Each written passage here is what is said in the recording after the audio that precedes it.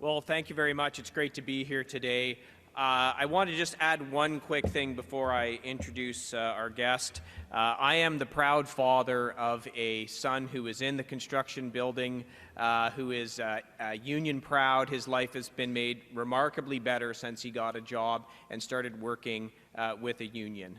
It's a remarkable thing that I've witnessed myself personally. I now just want to introduce Pierre Poilievre. You know him. He is the leader of Canada's Common Sense Conservatives. He grew up as the adopted son of two school teachers. His wife, Anna, came to Canada as a refugee from Venezuela. Canada made and kept them a promise that anyone from anywhere can achieve anything, and that hard work pays off. Pierre's mission is actually to restore Canada's promise: powerful paychecks that buy affordable food, gas, and homes in safe neighborhoods. And he has a common sense plan. You may have heard it. He's going to axe the tax, build the homes, fix the budget, and stop the crime. He wants to bring back the country that we all know and love. Let's give a warm welcome to the leader of Canada's Common Sense Conservatives and the next Prime Minister of Canada, Pierre Poilievre. Yeah, we fight for what's right. We're wild and we're free from the mountains above us. And all you can see is more than just a place where freedom roams. It's our home. Thank you very much, Sean, to, first of all, my new Shadow Minister of Labour, who is working hard on behalf of all of us, and thanks to Sean Strickland for hosting me. But most of all, thanks to all of you who either build the country or fight for the people who build the country. You're the ones who handle the grievances, negotiate the wages, find the jobs, provide the skills, and train the future. But before I get into my common sense plan to axe the tax, build the homes, fix the budget, and stop the crime, I just want to share some staggering arithmetic. So I checked today the Government of Canada Job Bank for the average median wage for the carpenter, not code. They say it's $30 an hour. But let's say they have a great union local and they've been able to negotiate $40 an hour. $40 an hour, 40 hours a week, 50 weeks a year, works out to $80,000. According to any calculation at online mortgage calculator, to buy the average home in Canada today, you need $142,000. So that arithmetic is very simple. The carpenter who builds the home cannot afford to buy the home.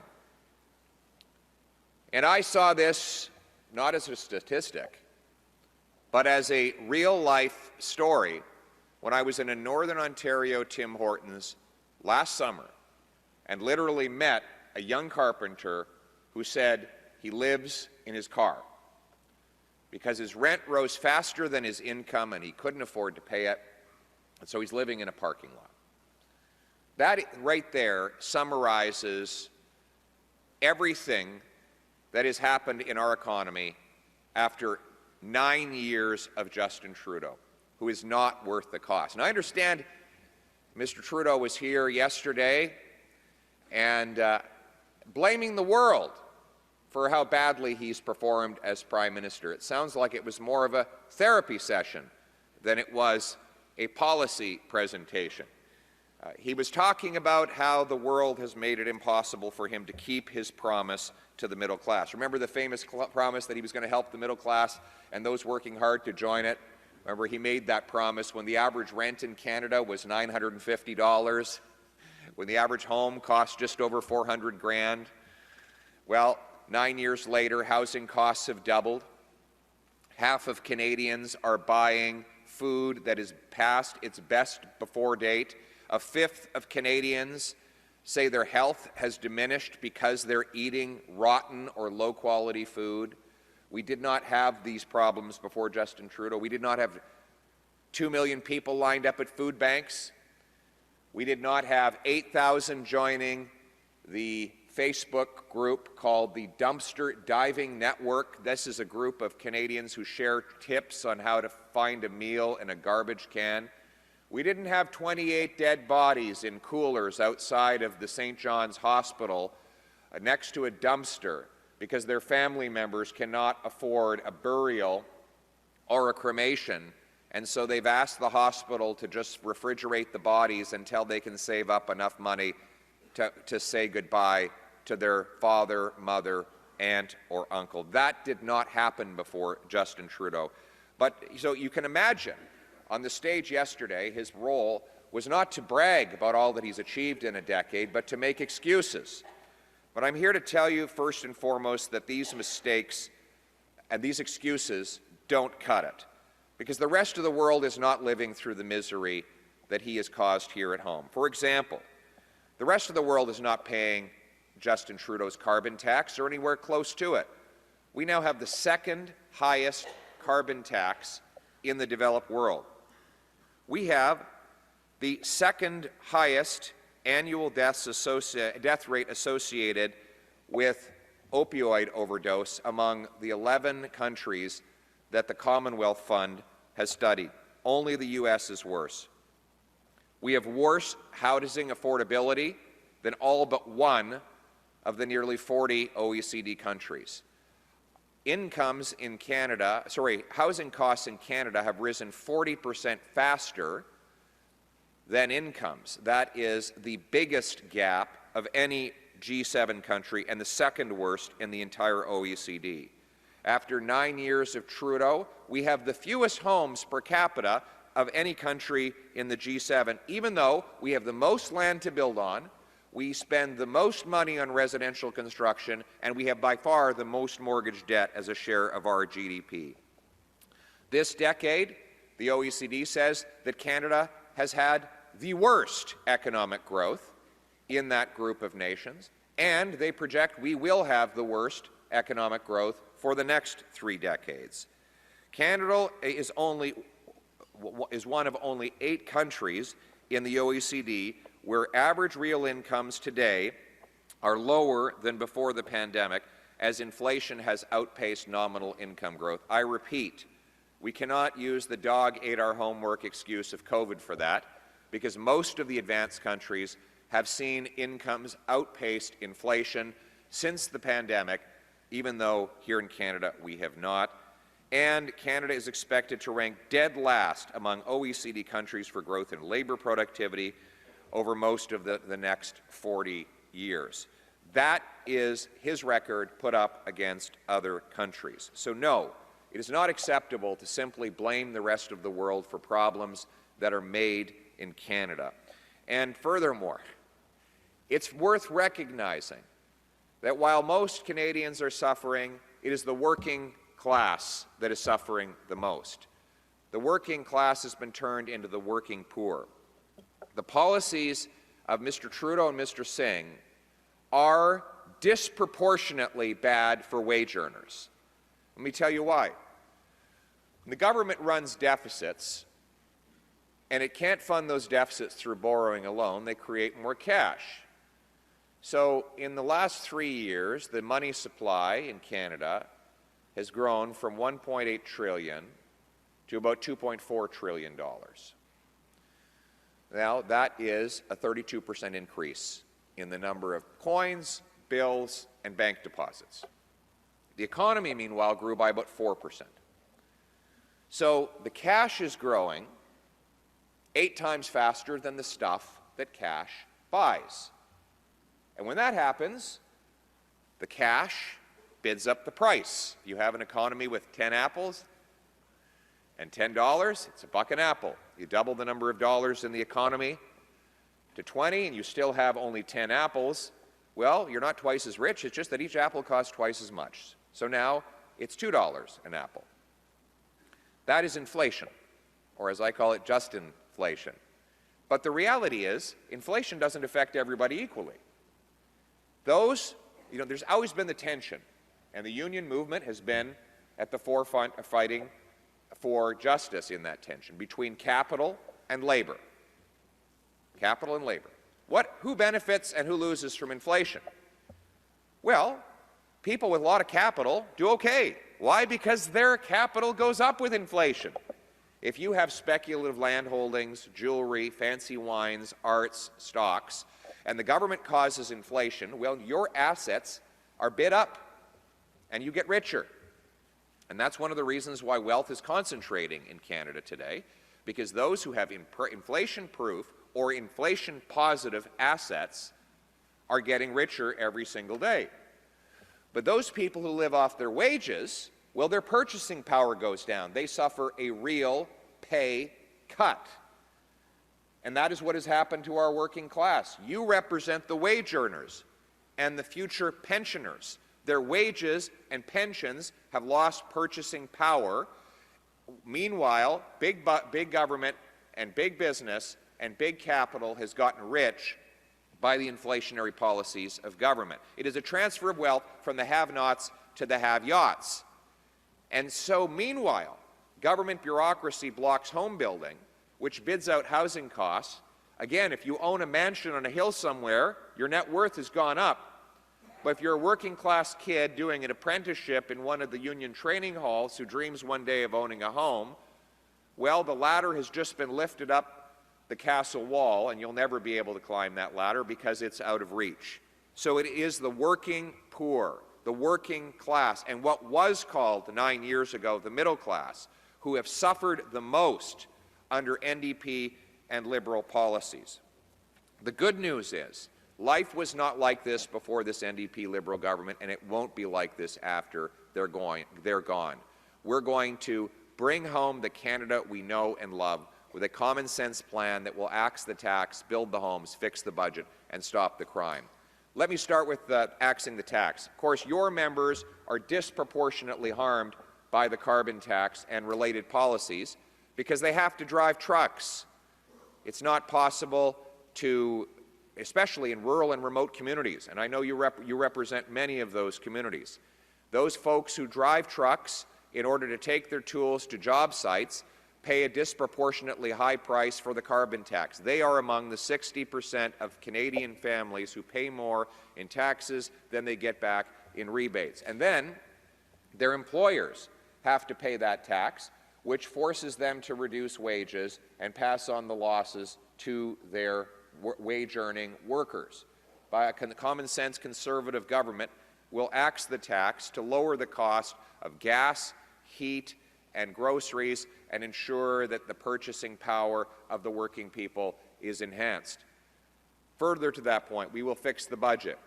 The inflationary spending I described is the result, all the inflation I just described is actually only the symptom.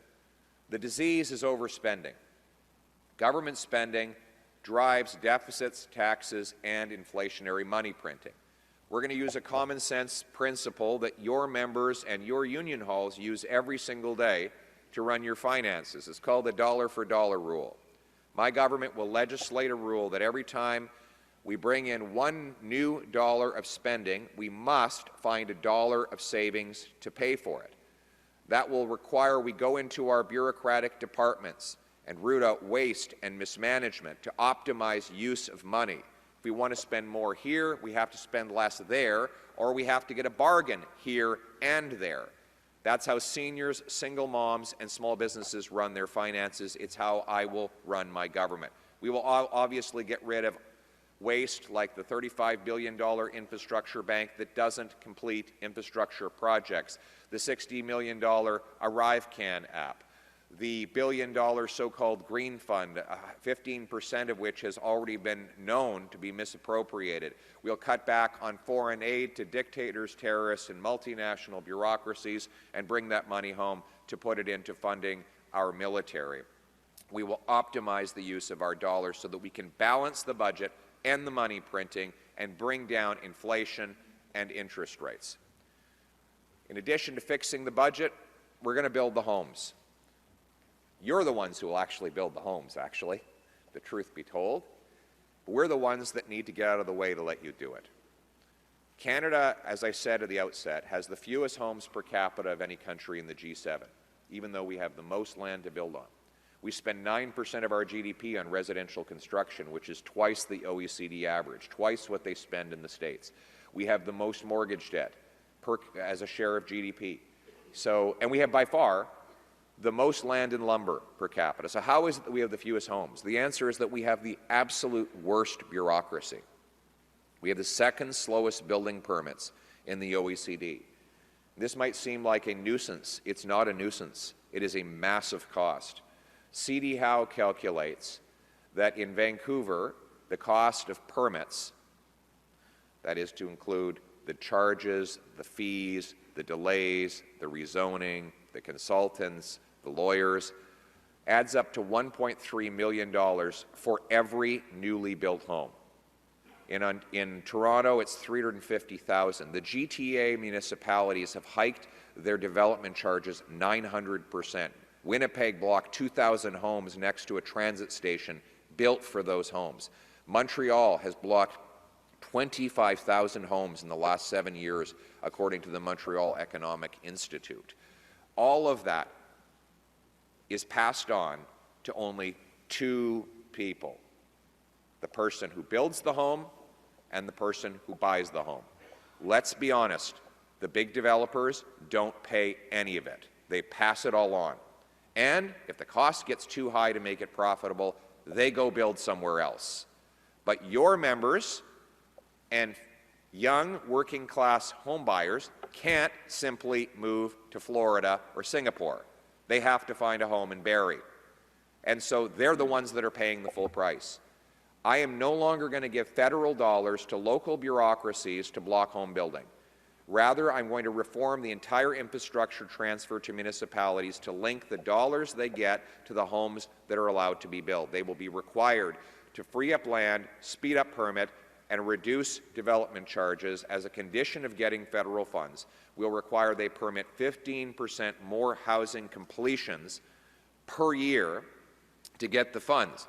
If they beat the target, they'll get a bonus. If they miss the target, they'll pay a fine.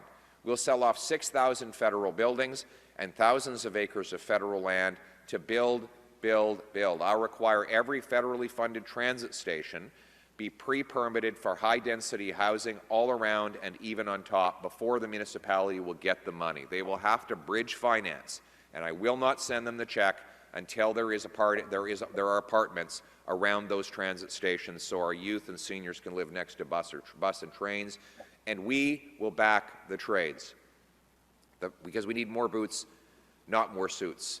My common sense plan will bring in a full write-off for the cost of food, transportation, and accommodation so that your members can move from one job site to another.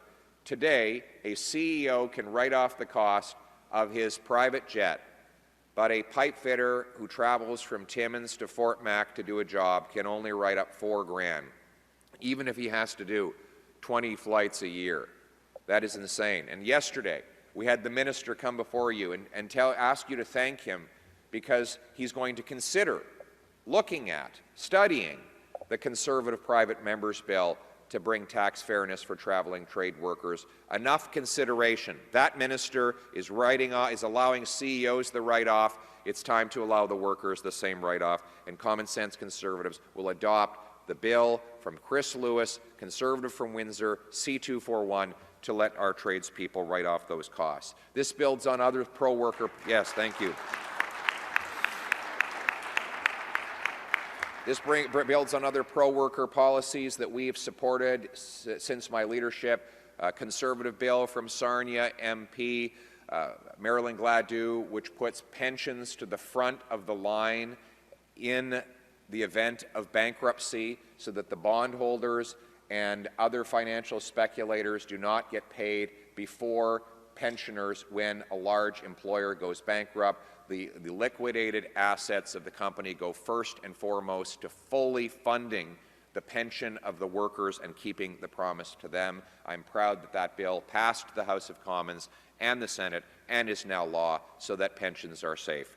Now I know that in this room you already have a lot of your unions run great pension programs, and I congratulate you for investing wisely in your workers' future. We also voted again in favor of the anti-scab legislation in recognition that our working people have the right to bargain and fight for wage increases that they need in order to keep up with the galloping inflation that has ripped them off. We will also put an end to the abuse in the temporary foreign worker program.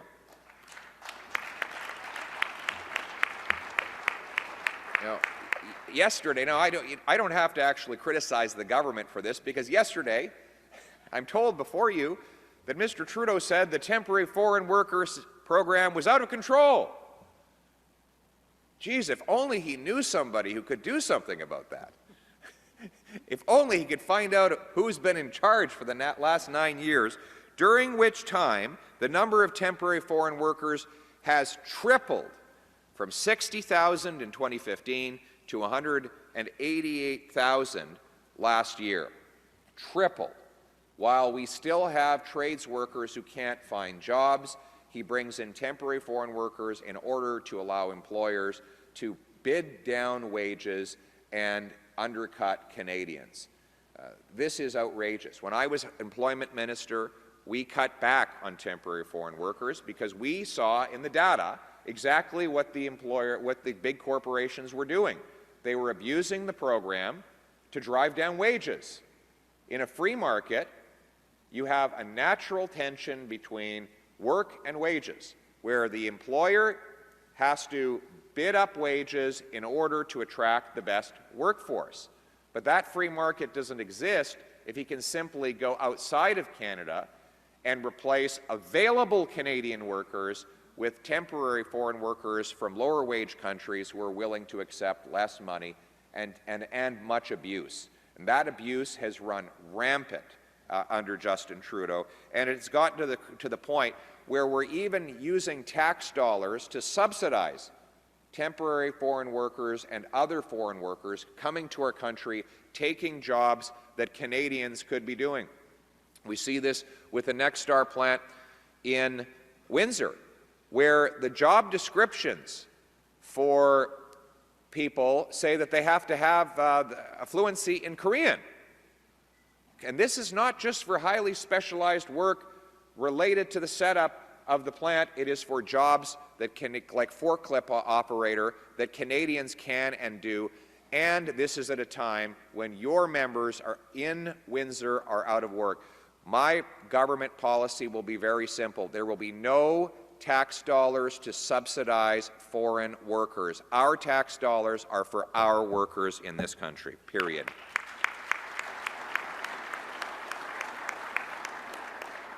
I also want to address the larger foreign worker problem that is invisible, and it is the fact that we are importing goods and services from countries that we could be producing here at home. So let's stay on the theme of electric cars. Canada produces little to no lithium. In 2022, we produced no lithium, even though we have about the 6th biggest reserves on Earth. So when you see people driving around in Teslas, feeling good about all they've done for the environment, the lithium in that battery was refined in China, probably mined in South America, rather than coming out of mines here in Canada, even though we have the stuff right beneath our feet. Why? Because we have the 2nd slowest building permits in the OECD. It takes 19 years to go from concept to shovel in the ground for a mine. 19 years.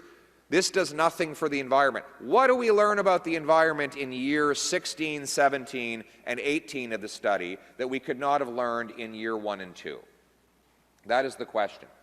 Well, what we're learning is that we're outsourcing our economic future and taking jobs away from tradespeople who could be mining these minerals. In Northern Ontario, we have what should be the Ring of Fire, still not operational. I talked to the First Nations who want the project to get going. I said, is the shovel in the ground? They say the snow shovel is in the ground. Why? Because they've been waiting 5 years for a permit for a highway to get to the future mines. 5 years for a highway permit. This is insane. We need to speed up our permitting. I will repeal the unconstitutional law, Bill C-69, and replace it with a law that will streamline approvals, protect the environment, consult First Nations, but get mines and other major resource projects approved in 18 months, not 18 years. We will build natural gas liquefaction plants, pipelines. We will use responsibly our oil sands. We will approve nuclear facilities to power our grid with clean, green, Canadian nuclear power using Saskatchewan uranium, Ontario know-how, and your trades workers from right across this country, because they are the best in the world. We're going to bring home our money to this country, turn dollars for dictators into paychecks for our people.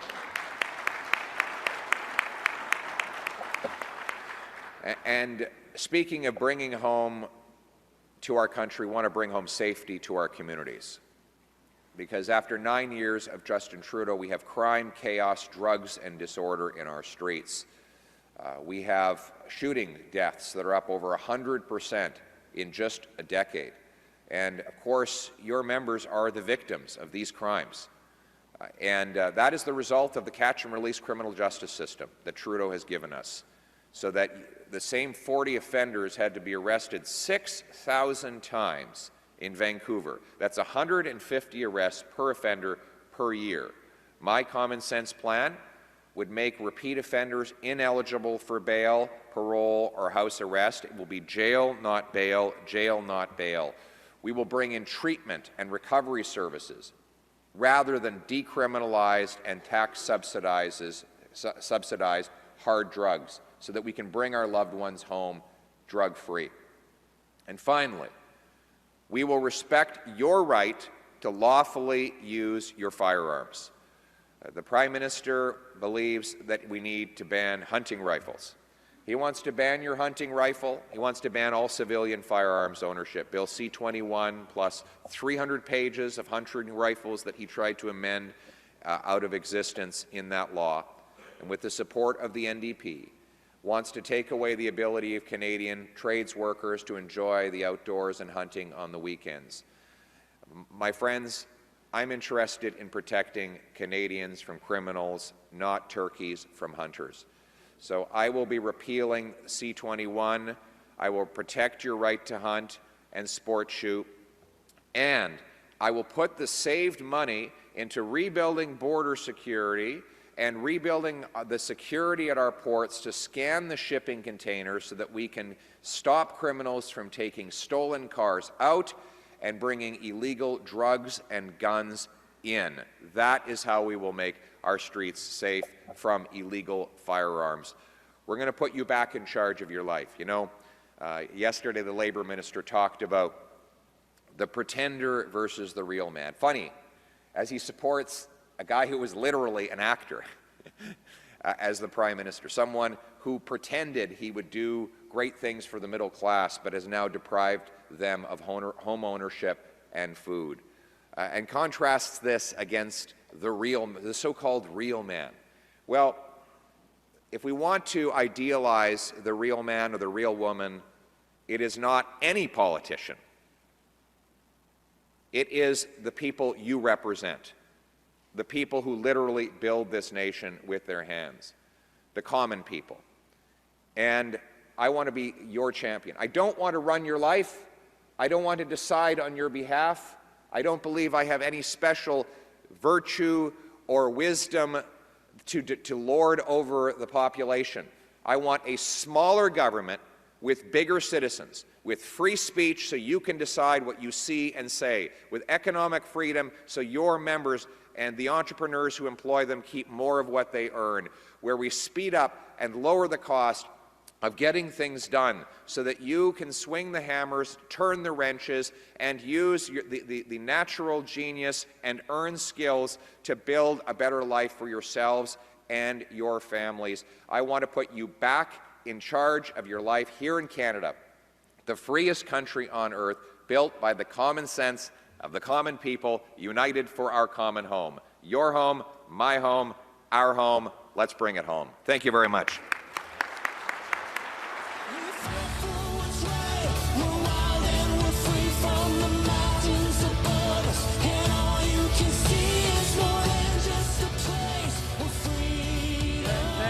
you very much, Pierre. Thanks very much for your support on temporary foreign workers. The all-party support for anti-scab legislation, I think, is unprecedented, and thank you and your caucus for your support on the passing of anti-scab legislation. Also, the private members' bill is working its way through the House and Senate to increase the ceiling on the tax deductibility for workers who have to travel for work and that work's not covered by a living out allowance. We thank you for those initiatives and your support. Thanks for your openness to listen to us and engage with us across the country. Let's keep the dialogue going. Ladies and gentlemen, brothers and sisters, please join me in thanking the official leader of the opposition, Mr. Pierre Poilievre.